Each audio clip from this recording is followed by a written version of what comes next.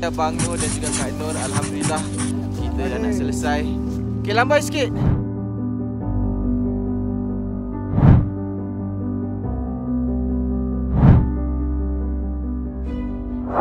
Alhamdulillah, semua alhamdulillah sihat, bagus. Mana abang? Makan bagus.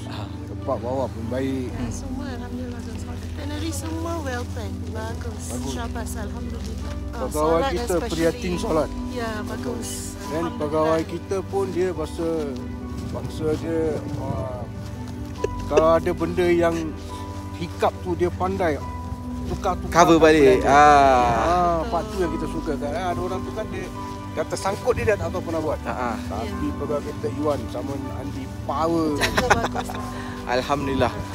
Terima kasih Abang Nur dan juga Kak Nur. Alhamdulillah kita dah nak selesai. Okey, lambai sikit. Yo, bye bye.